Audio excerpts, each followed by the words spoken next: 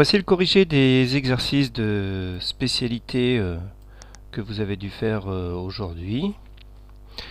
Donc partie 2, application directe du théorème de Gauss et de ses corollaires. Donc démontrer qu'une expression est divisible par 20.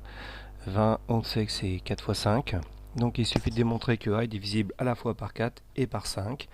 Et d'après le corollaire du théorème de Gauss, si un nombre est divisible par 4 et 5, il est divisible par 20. Bon, par 5, ça s'explique rapidement puisque A égale 5 fois un nombre entier. Reste à prouver que n carré plus n au carré est un multiple de 4. On s'aperçoit que n carré plus n se factorise par n, c'est n par n plus 1. Vous reconnaissez alors le produit de deux entiers consécutifs dont l'un est forcément pair. Donc si n par n plus 1 est pair, son carré est donc un multiple de 4, ce qui prouve le résultat. Le deuxième, je vous laisse peut-être sur cet écran pour mieux lire le corrigé. Le numéro 13, donc 11x égale 6y, donc nous sommes dans un cas typique de l'application du théorème de Gauss. 11 et 6 sont premiers entre eux, 11 est un nombre premier et se divise que par 1 et 11, qui eux ne divisent pas 6, donc 11 et 6 sont bien premiers entre eux. Donc 11x égale 6y prouve que 11 divise 6y, mais comme 11 ne divise pas 6, eh bien 11 va diviser y. Donc c'est d'après le théorème de Gauss, bien sûr. Donc il existe un entier k tel que y égale 11k. Et donc quand on remplace dans cette première équation y par 11k, ça nous fait donc 11x égale 6y, ça devient 11x égale 6 fois 11k. Donc on peut simplifier par 11 et on obtient x égale 6k. Alors simplement, on est obligé de faire une réciproque parce qu'on a dit il existe un entier k. Donc ce qu'on va vérifier maintenant, c'est quel que soit l'entier k, si x égale 6k et y égale 11k, eh bien on a 11x, donc 11 fois 6, 66k, et 6y, 66k, donc les deux sont bien égaux. Donc les solutions sont tous les couples 6k, 11k avec k entier. Alors le 39, donc théorème de Gauss, même utilisation que tout à l'heure. Cette fois il faut prouver qu'un nombre a n par n carré moins 1 par n carré moins 4 est divisible par un 120. C'est ce qu'on conjecture avec un tableur. Alors, on ne va pas faire évidemment une table de congruence modulo 120, ce serait beaucoup trop long.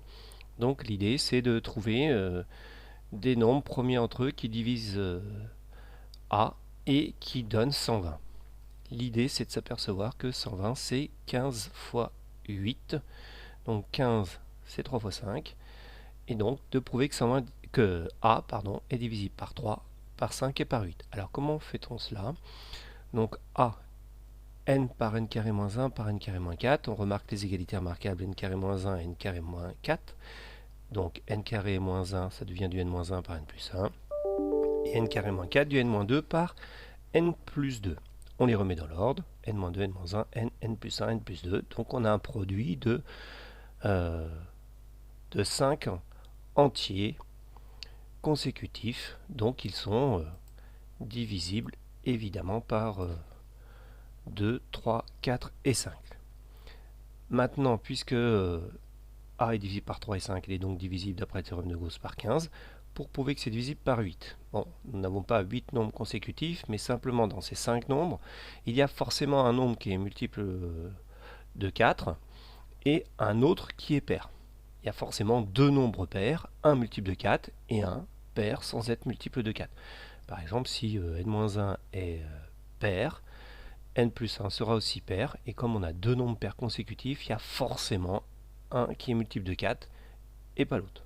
Donc un est multiple de 2, l'autre multiple de 4, donc le tout multiple de 8, et le tour est joué. Maintenant, premier exercice très important, la résolution de l'équation diophantienne 17x moins 11y égale 5. Donc on veut trouver des valeurs de x et y entières. Bon, 17 et 11 ont un PGCD qui vaut 1, on applique l'algorithme d'Euclide assez facilement. Et puis, une fois qu'on a trouvé une solution, donc par exemple ici on trouve 2 fois 17, 34, moins 3 fois 11, 33 qui donne 1. Donc le couple de 3 solutions de 17u moins 11v égale 1. Au lieu d'avoir 1, si on a 5, il suffit de tout multiplier par 5. Donc de 2 fois 17 moins 3 fois 11 égale 1, on obtient 10 fois 17 moins 5 fois 11 égale 5. 15 fois 11, pardon, égale 5. d'où une solution à l'équation 17x moins 11y égale 5. Ça, c'est ce qu'on appellera une solution particulière.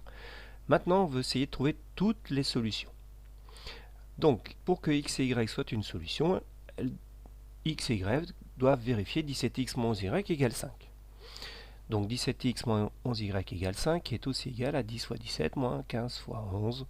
Et donc si on met tous les 17 ensemble, donc à gauche en l'occurrence, ça nous fait 17x moins 10 fois 17, donc 17 facteur de x moins 10, et tous les 11 à droite, on a 11y moins 15. Et là on reconnaît une expression favorable pour utiliser le théorème de Gauss, puisque 17 va diviser 11 fois y moins 15, mais 17 et 11 sont promis entre eux, donc 17 divise y moins 15. Et on applique ce qu'on a dit dans l'exercice précédent. Donc 17 divise y moins 15, ainsi il existe un entier k tel que y moins 15 égale 17k. Donc y égale 15 plus 17k. On reporte la valeur de y moins 15, c'est-à-dire 17k, dans cette équation. Donc il vient 17x moins 10 égale 11 fois 17k. On peut simplifier par 17, il restera x moins 10 égale 11k.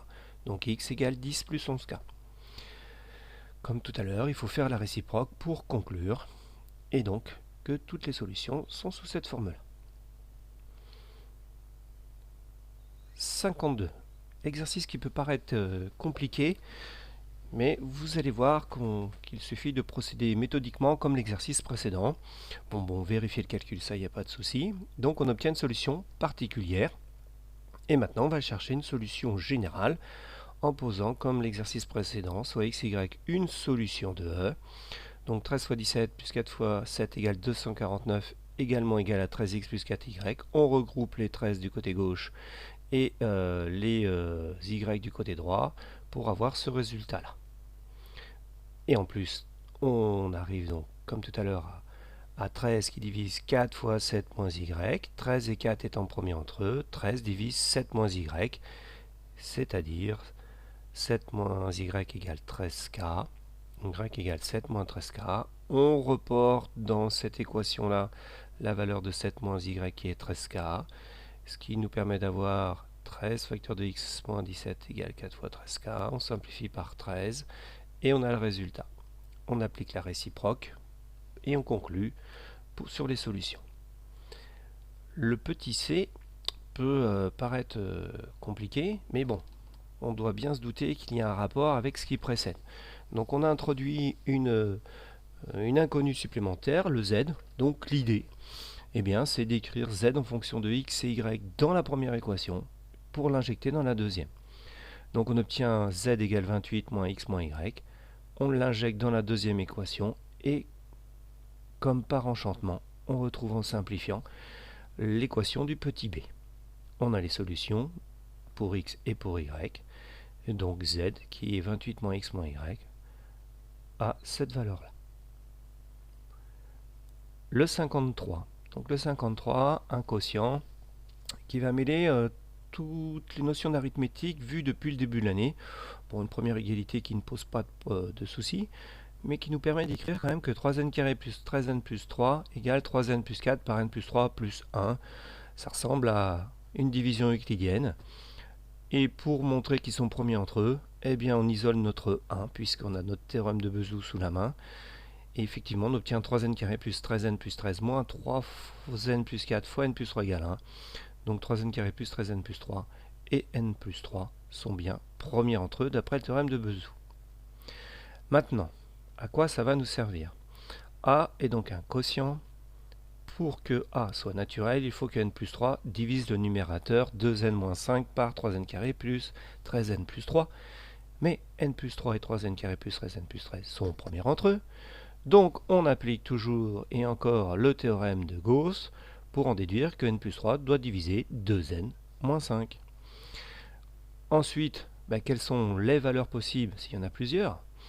Donc n plus 3 doit diviser 2n moins 5. Donc par combinaison linéaire des deux, pour rendre cette combinaison linéaire indépendante de n, n plus 3 divise 2 fois n plus 3 moins, entre parenthèses, 2n moins 5, ce qui fait 11. Donc n plus 3 divise 11, c'est-à-dire les diviseurs de 11 sont 1 et 11, puisqu'on travaille avec des naturels. et même n est plus grand que 3. Donc n plus 3 ne peut pas être égal à 1 avec n naturel plus grand que 3. Donc il reste comme possibilité n égale 8.